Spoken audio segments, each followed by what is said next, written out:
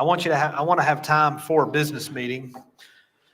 Tonight's Acts 21, starting in verse 26. Well, they'll be all right.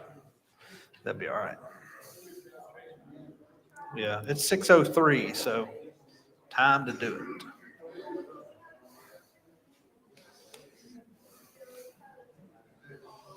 All right. What? No, I didn't try it. I'd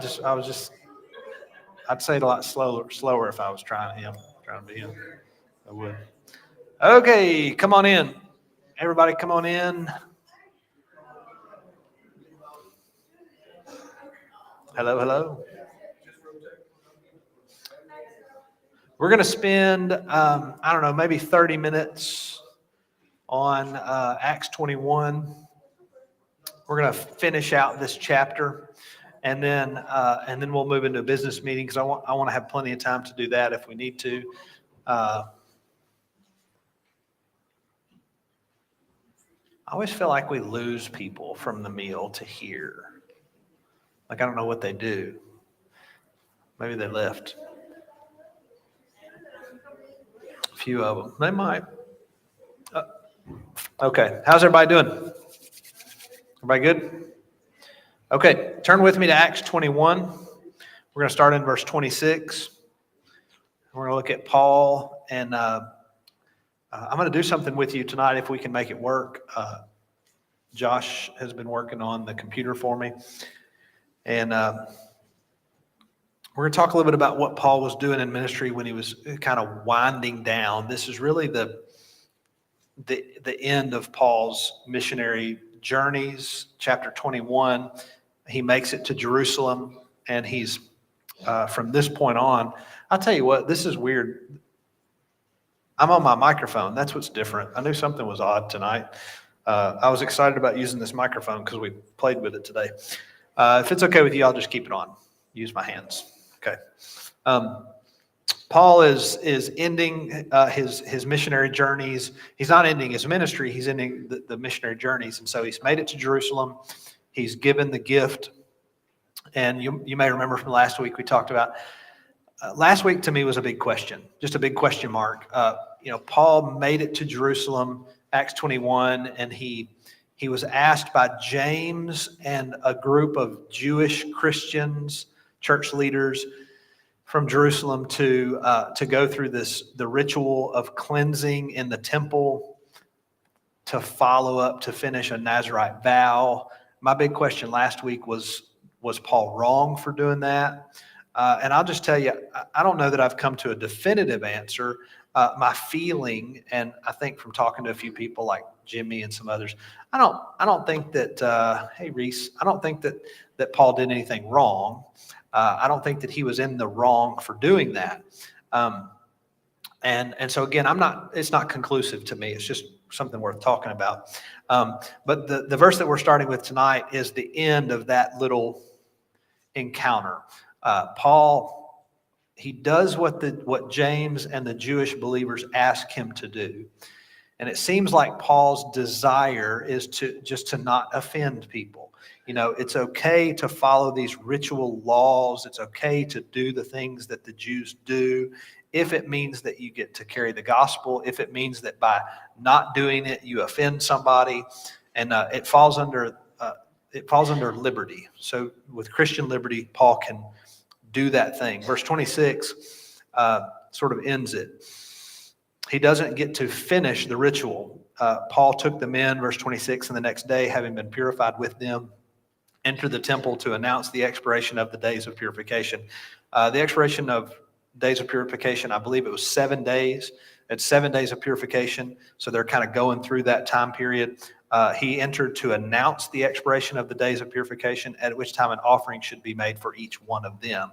Oh, it says it right here, 7 days. So this is what he was trying to do, was just finish this purification time, finish the ritual. It's kind of the Jewish thing. He's in the temple, and he's trying to finish that, right? Paul's ministry, I think up until this time, Paul's ministry has always been like this. It's like out of the frying pan into the fryer. You know, if you think about Paul's ministry, it's been one spot after another, one destination after another, where he's in chains, or he's beaten, or he's put in prison, or he's in trouble, or he's running for his life. It seems like one after another. And so a lot of Paul's ministry is sort of ends on these cliffhangers. You know, you're just trying to figure out what's going to happen. What's next for Paul? Where does he go?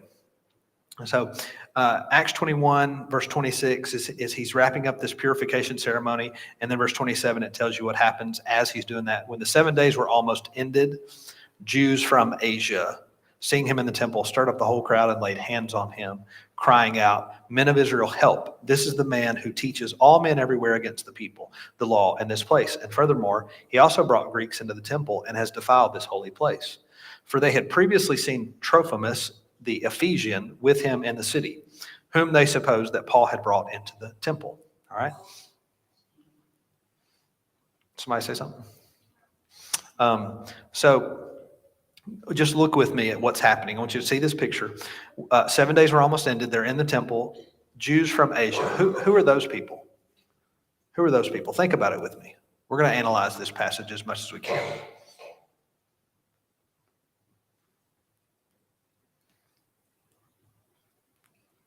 Do you know the difference?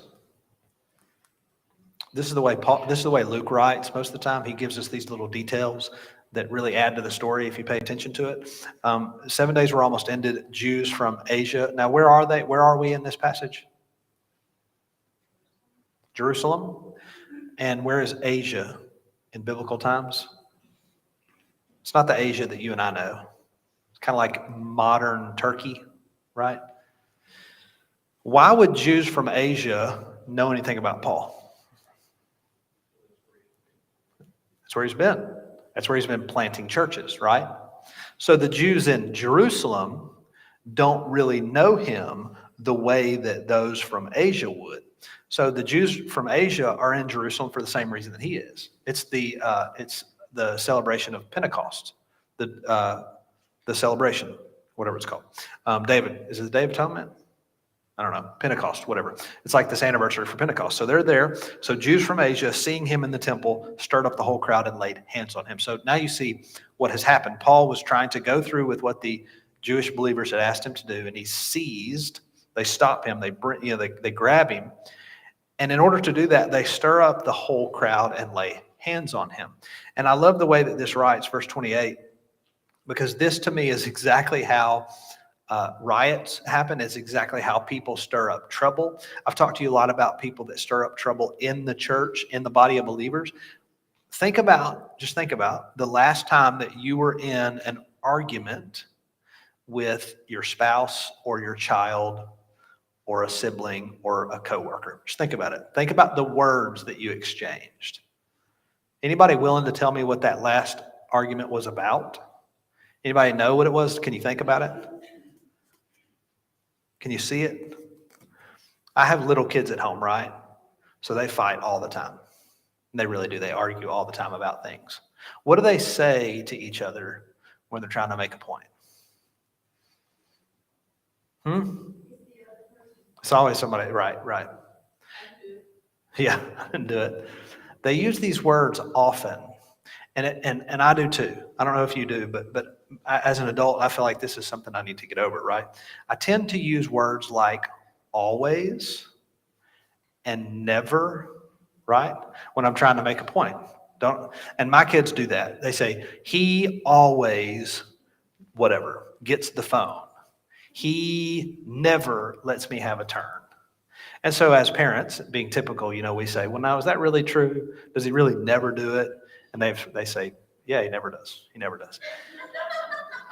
So, if you've ever been through any kind of marital counseling or read, marriage books, or you talk about relationships, you're taught not to say those types of things. Well, I want you to pay attention to what happens here. Verse 28, the Jews from Asia cry out, "Men of Israel, help." Okay, what's happening? Just a little bit of refresher. What is Paul doing when we find him in verse 26?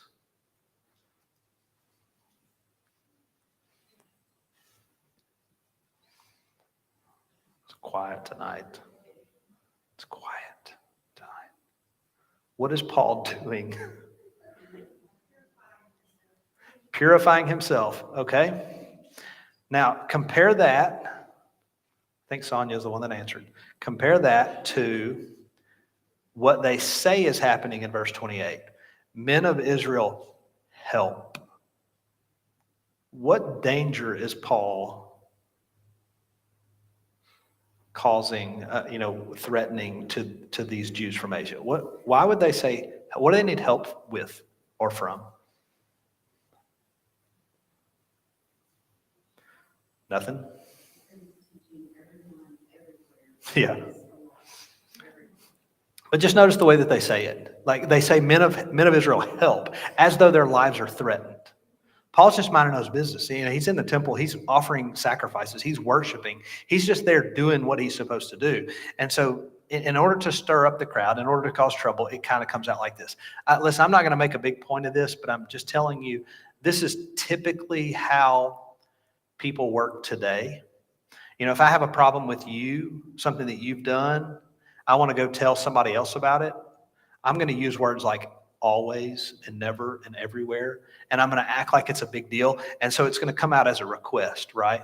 It's a request. Hey, because they don't want to just say, hey, this is the man that does these things. They want to start out with, this is a request. Men of Israel, help. We need help with this Paul. We would do the same thing if we want to just if we want to gossip or want to talk about somebody or want to stir up trouble. We're going to kind of start it in the form of a request. I need help with something. I need you to know about this. So we make it bigger. Men of Israel, help. This is the man who teaches. Listen, he teaches all men everywhere against the people. All men everywhere. Is that true? All right, now think about it. What? Right. Right. So it's not true what they're accusing him of, that he teaches people against, he teaches all men against the people, against the law, and against this place. Who are the people? Okay, the Jews. What is the law? The law of Moses. What is this place? The temple, right? So this is what they say Paul has done. He has taught all men against the Jews, against the law of Moses, and against the temple, right? So we know that that's not true. We know that part's not true, but just back up a little bit. Has he taught all men? No, he hasn't been everywhere. Has he taught all men everywhere? Well, no, he hasn't been everywhere. If this were true, if he had taught all men everywhere against those things, then the people standing around would not need to hear about it. They wouldn't have to say, hey, this Paul, this is the guy that's doing it, because they would already know. They would go, yeah, well, you're right, he's done it. So they say, and I'm just telling you that this is not uncommon today. It's the way that people work a lot of times. And again, I'm not mad at people that go on Facebook. Facebook is useful, but this is sort of the modern day equivalent for us would be to get on Facebook and cause a stir. I want to say something to prove a point. It's kind of what's happening. So he teaches all men everywhere against the people, against the law, against this place. And furthermore, he also brought Greeks into the temple and has defiled this holy place. Okay, so not only has he done these things and spoken out against these, but this is what's amazing. Furthermore, it seems like this is the really important problem. This is where Paul went too far. Furthermore, he also brought Greeks into the temple and has defiled this holy place. For they had previously seen Trophimus, the Ephesian. How do they know Trophimus? Because he's from Asia. He's one of the Ephesian believers, right? They knew him before, just like they knew Paul.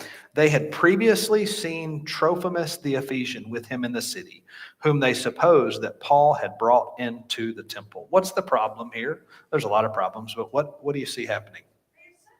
They assume. Right. So they had, and Luke just writes it this way. Hey, they assumed, they saw him with a guy named Trophimus, who was a Gentile, and they just assumed that Paul had brought him into the temple, and that was the bigger problem. That was the biggest issue. Okay, so we're not going to spend all night on this, but let's go. Let me just outline this passage a little bit with you. Start in verse 26. Paul goes along with James's recommendation, right? Okay, so Paul does the thing that the Jewish believers ask him to do. That's to go through the purification ceremony, to go through this ritual. He's supposed to do it, right? And what is happening with James and the other believers right now? Where are they? Because look at what happens. Verse 30, all the city was disturbed, and the people ran together, seized Paul, and dragged him out of the temple. And immediately the doors were shut. Which doors were they? The doors to the temple. Okay, so get out of here, get Paul out. I think that at this time Paul was being beaten, and so they don't want to get blood in the temple. They don't want to defile that place, so let's get him out. Dragged him out of the temple, and immediately the doors were shut. Now, as they were seeking to kill him, news came to the commander of the garrison that all Jerusalem was in an uproar. He immediately took soldiers and centurions and ran down to them. When they saw the commander and the soldiers, they stopped beating Paul. Then the commander came near and took him and commanded him to be bound with 2 chains. And he asked who he was and what he had done. And some among the multitude cried one thing and some another. So when he could not ascertain the truth because of the tumult, he commanded him to be taken into the barracks. When he reached the stairs, he had to be carried by the soldiers because of the violence of the mob. For the multitude of the people followed after, crying out, "Away with him." Right? So you notice who's not mentioned. James, the leader of the Jerusalem church, and these other Jewish elders, Christians, who had recommended to Paul, you need to do this thing. Where are they? What happened? Where'd they go? Paul goes along with James's recommendation, right? So one of the issues with Paul and these people who had a problem with him now was that Paul could not be controlled, right? Paul couldn't be controlled. So I read this week in looking at this passage. When people cannot control you, they try to control the narrative about you. You ever thought about that? Heard that? I thought that was kind of neat.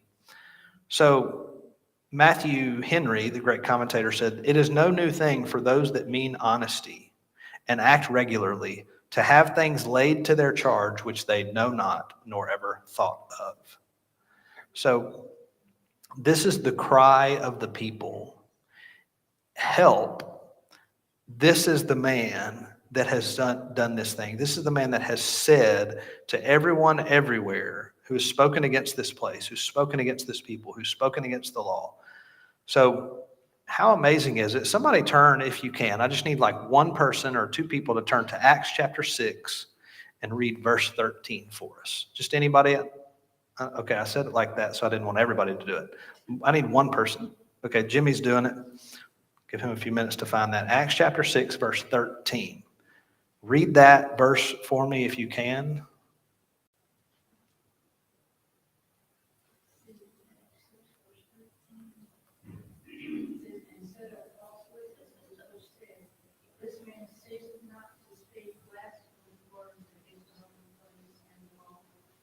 All right. Can you do it one more time a little bit louder? You did great. And he said that false witnesses which said, "This man ceaseth not to speak blasphemous words against his holy place and the law." Who are they talking about? Nope. Stephen. Remember this? Acts chapter 6, verse 13. Stephen was accused of speaking blasphemous things against the law of Moses and against the temple. And most accounts would say that Paul was there. So here we are, 14, 15 chapters later, and Paul is going through the same thing. These accusations come at him all the time. Never, he did this. So Paul is here accused of false doctrine, false teaching. He's now a false prophet. Now, I think a lot of bad things could be said about pastors. A lot of bad things could be said about preachers, people that are in gospel ministry. And if you're awake, if you've been awake for the last several years, you know that we are not immune to sin or to the dangers of being in the public eye. Like, pastors fall just like anybody else in life. Any other Christian, any other person, we fall.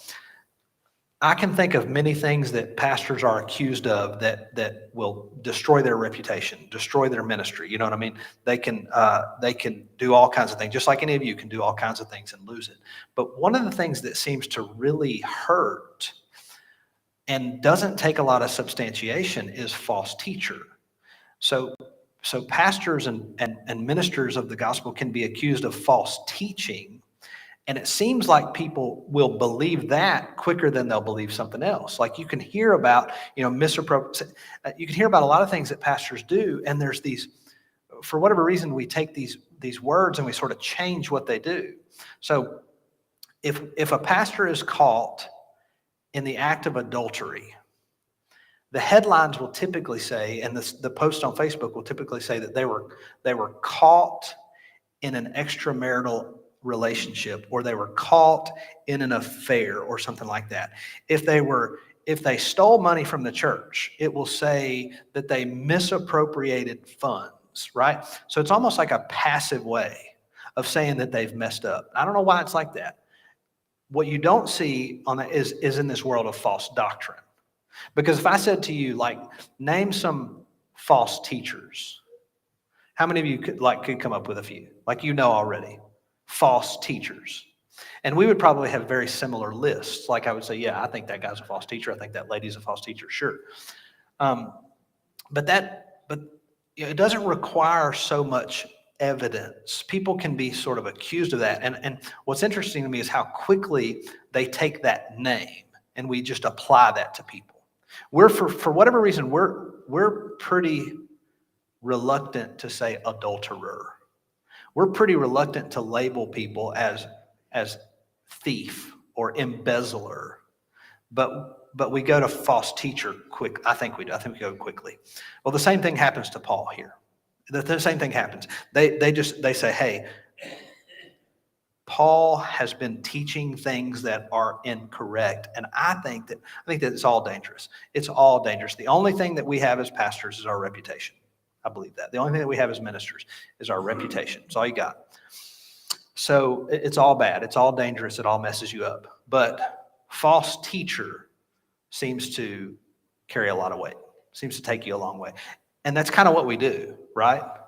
I mean, it's what Scripture says that I'm supposed to be as a teacher. I'm supposed to take the Bible and share it with you, and to be, to study to show myself ready and prepared and approved. And that's kind of who I'm supposed to be. So if you say that the thing that I do, like the one thing that I'm supposed to do, my only job is to teach scriptures, and if I do it incorrectly, false teacher, false prophet, heretic, that's a big deal.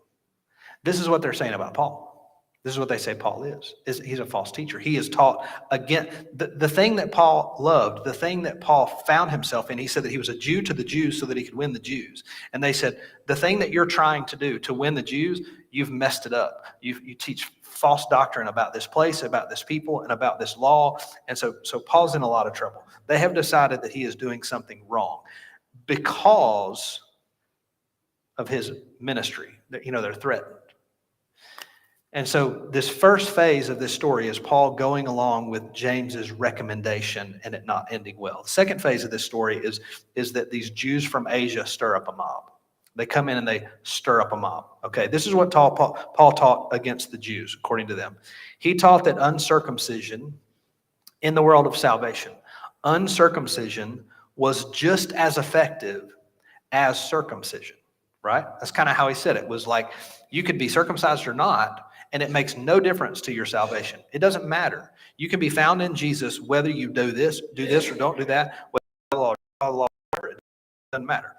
Offense to the Jews, a great offense. So that's why they said he preaches against the Jews. He teaches against the Jews. He also taught, this is important, he taught that the unbelieving Jews were rejected by God. Unbelieving Jews were rejected by God. So they took that to mean that all the Jews, they said you said that all the Jews were rejected by God. So you see what they're doing. They kind of take the things that he said and they pick it apart and they put it on a piece of paper and they go, well, you said this. They take it out of context and say, you said this and this is what that meant. Against the law, This is the accusation for that. Paul and the Jewish people were especially zealous for the law all the time, but more so at Pentecost, at this celebration, right? This was originally a celebration of first fruits of the harvest, but in Paul's day, Pentecost had come to be a celebration of the giving of the law to Moses on Mount Sinai. So this was an opportune moment where everybody's thinking about the law and they can say, hey, Paul has spoken against it. He's taught against the law, okay? So then the place. So this reference is pretty amazing. This is where we're going to spend a couple of minutes, is Paul is in the temple. Now, Josh is going to put something on the screen, and I'm going to try. We've not done this. We've not practiced this, but we're going to try as much as we can to walk through the temple. I found this app a few months ago. It's really neat. If you're an app person, if you can do things like that, I want you to look into this. It's called Immersive Herod's Temple. Has anybody ever seen it? Heard of it? Immersive Herod's Temple. It's really neat. You can download it, and you can walk through. It's kind of like a video game. You can walk through Herod's temple, right? So this would be, in biblical times, this is considered the second temple, because the first was Solomon's, and then there was Herod's, where he added on to it. Now, we don't have like a major, can you zoom out and show the whole temple? If you can do that, it's under that right there. I don't know if you can, I don't know what that stuff is down at the bottom. If you can remove that ad, it would help. But you're not going to be able to. So that's Jerusalem up on the top of the hill. And it's kind of down at the bottom. It's behind the Google ad. Thank you so much.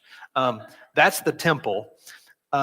Herod's temple was the size of, I can't remember, but I think it was 12 American football fields. Okay.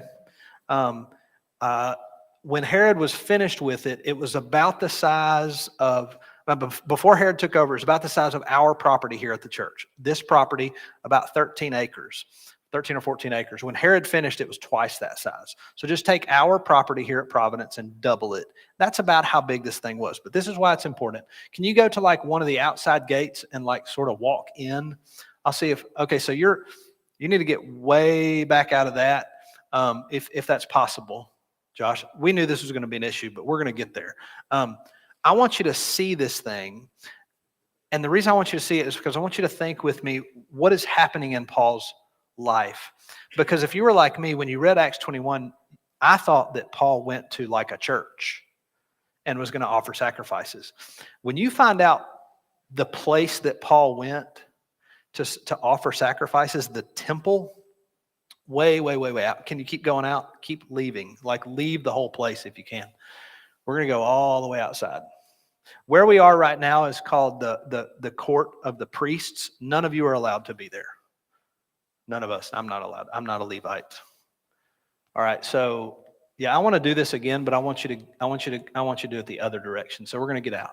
So Paul and some of these young men have taken this Nazirite vow, and in order to finish that, remember, they have to go and offer sacrifices, right? But when you find out what that process looks like, I think it's going to help you figure out all this stuff that's happening, where Paul gets seized, where they lay hands on him, where he's taken out, why this was such a big deal. Because, okay, you can stop right there. Those are stairs, right? We have just come up the stairs from outside the temple. So you're in Jerusalem and you come up the stairs, right? So this thing on your left is called Solomon's Portico, I believe. And they built that because it was the original location of Solomon's temple. Now, that big building, straight back, with all the columns, that's the private residence of King Herod. All right, so Herod is there. And so this is what I want you to picture. Can you walk over there? When you're in that place, it's like a hangout. It's honestly, it's just where people go. So everywhere that we're walking right now, we're going to catch up. Everywhere that we're walking right now is called the court of the Gentiles, right? So here we go. This was the thing that they accused Paul of. he brought Greeks into the temple and has defiled this holy place. This is where they had seen Paul with the Greeks, with this guy Trophimus. They're allowed to be right here. This is the court of the Gentiles. Okay, so where we're going to the columns is a place where people would just honestly just hang out. They would walk around. They would, get ready for sacrifices. Anybody could be here, Jews, Gentiles, or whatever. Okay, so now you're going to turn around, Josh. One of these days we'll walk through this and kind of give you some more time. But I want you to walk like you're going back to the actual temple. Keep turning, keep turning. Okay, do you see this little short wall that goes all the way around the temple structure? The little short wall, it's a couple feet tall. That's a wall that had a sign on it.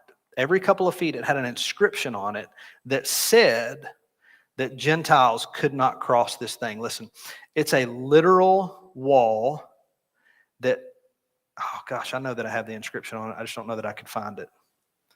It says on there that they are not allowed to cross over if they are not Jewish. I can't find where I wrote it down. I knew that I did. I'll find it in a minute. So when you get, okay, so right here, when you get to that place, if you're a Gentile, you cannot go any further. So the court of the Gentiles, we can stay on this side of the wall. But now, if you're to go through that wall, you have to be Jewish. Not only do you have to be Jewish, but you have to have gone through the ritual washing to get into this place. Okay, so now we're in the court of the Jews. We're a place where only Jewish people can be. This is where they said that Paul brought people, right? So, okay, can you go into the temple over here on the right, or anywhere that you want to go is fine with me. Okay, do you see the lampstands up above the wall? All right, this is crazy. This is where we're walking into. We're in the court of the Jews. We're going to walk into the temple complex. And the first place that we get to is called the Court of Women. It's called the Women's Court.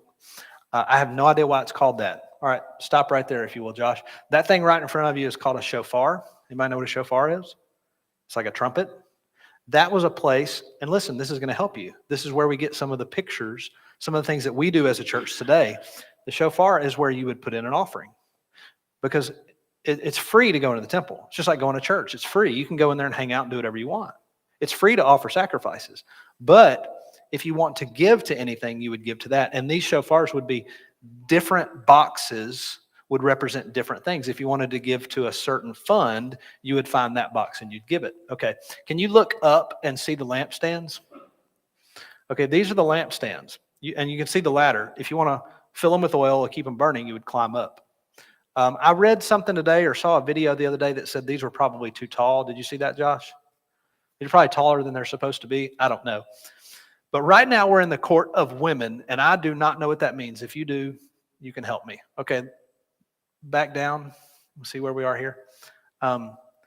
Walk straight ahead if you can, like go around that thing. And all right, we're kind of in the middle here. Now you're going to go to your left. All right. So we're going into the temple complex now, right? Now, once you get to this place, the only people that can go into these walls are the priests. This is the court of the priests, right? Now, this is where it gets really amazing. The only people that ever went in here were Levites. They were priests. And they stopped. Now, I want you to look at this. This is where the actual sacrifices happen. Does this not blow your mind a little bit? Because to me, when you say like they would go and they would offer sacrifices, in my mind, it didn't look like this. But this is what would happen. You would go in with your sacrifice, your sheep or your goat or whatever, and you would leave it with the priest, and they would take it into this place. And it's literally just a butcher. It's just a place where they kill things. They have, and I love this app because they have all this kind of stuff that shows you.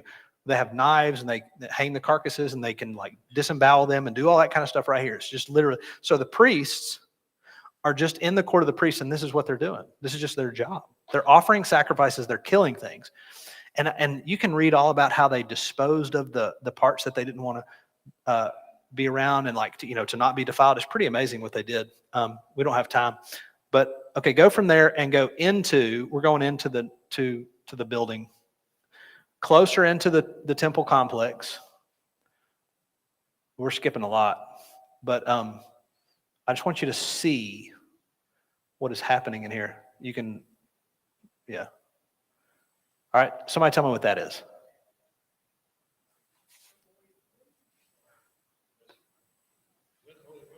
It is. It's the veil, right? No, the Holy of Holies is behind it.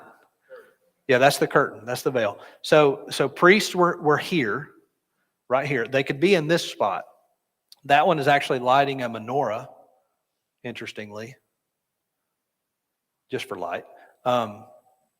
And I think that's a table with bread on it, showbread. Okay, now none of us are allowed in here either, but we're going to do it anyway. Let's go into the Holy of Holies. Now, one person is allowed in here once a year. Who is he? That's the high priest, right? That thing on his chest is the 12 tribes of Israel, 12 of them. I don't know why. I don't know what it means, but he's there. Now, remember the Ark of the Covenant would have been in here. It's not in here now because they don't have it. But in Herod's temple, there was like a drawing on the floor of where it used to be.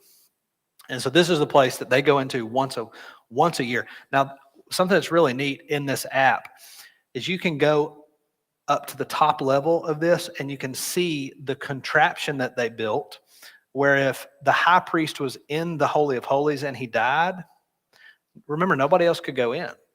Or if something happened while he was in there, nobody could go in and help him. You're not allowed to go in there. So they had a contraption. They built an elevator that drops down so you could come down into the Holy of Holies and not touch the floor, but get him out if you had to. They had a contraption at the top of the temple. And they show a picture of it on this app. It's pretty neat. Okay, so let's go back. I just wanted you to see all that. Now here's the deal. Think about this.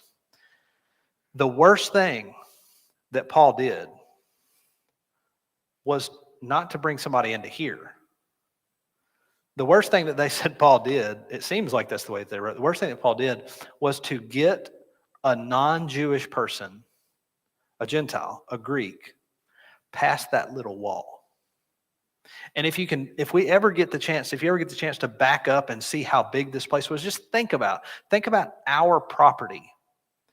If we were to put up fences and like, hey, certain people have to stay here and certain people have to stay here. Why was that such a big deal? Why did that matter so much?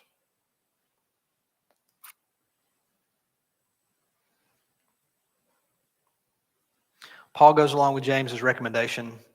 The second scene is Jews from Asia stir up a mob. Here's the third phase, the third scene. Roman soldiers rescue Paul. Can you get back out to the to any of the courts and look around? Roman soldiers rescue Paul. This starts in verse 31. This is what happens. As they were seeking to kill him, news came to the commander of the garrison that all Jerusalem was in uproar. He immediately took soldiers. All right, yeah, keep going out of there. I want you to get out of the priest's area. He immediately took soldiers and centurions and ran down to them. And when they saw the commander and the soldiers, they stopped beating Paul. So they're in this place, right? They're in this place when everything starts to happen. They seize Paul here. And they begin to take him outside of the temple. And I don't know which side it's going to be on, Josh, but if you can get out there and kind of look around, I want you to see there's a tower right next to the temple. It's called the Tower of Antonius, I believe, where it shows where you'll see, oh yeah, Antonia Fortress. Very cool. You'll see that. That's it. Does that get you there? I don't know if you're in it. There it is. So this is right next to the temple complex. It's on the outside of the walls.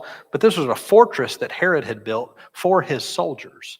There was always a legion of Roman soldiers, Roman guards in that place, always looking into the temple complex to make sure that there was peace. Because remember, this was Roman civilization. They were in charge. But they let the Jews do whatever they wanted to inside the temple complex. And they would be stationed in this fortress and watching. So here's what happens. They hear the commotion. The city was disturbed. As they were seeking to kill him, news came to the commanders of the garrison that Jerusalem was in uproar. So they go immediately down into the temple, and what do? They rescue Paul. They rescue Paul.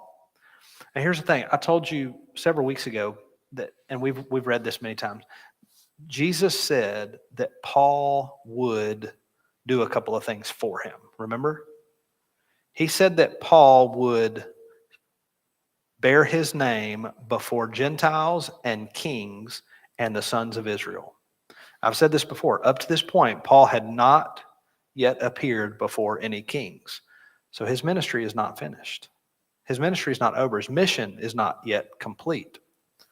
So verse 33 shows us that Paul, the commander, came near and took him and commanded him to be bound with 2 chains. Why 2 chains?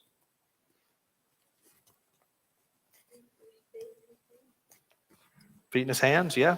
Probably a soldier on each side of him, chained to them. I would like to think that it was at this moment that Paul remembered what Agabus said. Do you remember Agabus at the beginning of this chapter? Agabus told him. He said, the owner of this belt will be chained, will be tied up and brought.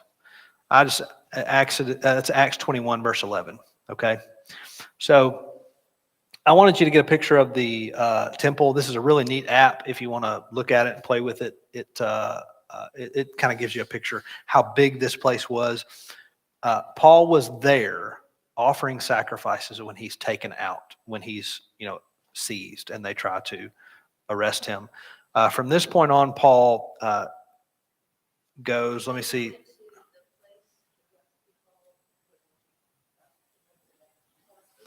No, because remember, they a couple verses, verse 30, all the city was disturbed and the people ran together, seized Paul, dragged him out of the temple, and immediately the doors were shut. So he's out of the temple complex when they come to him. So he's out. They shut the doors. We don't want any more of that. Okay, so verse 37, as Paul was about to be led into the barracks, he said to the commander, may I speak to you? He replied, can you speak Greek? Are you not the Egyptian who some time ago stirred up a rebellion and led the 4,000 assassins out into the wilderness? So Paul is seized. He's being beaten. There's a mob.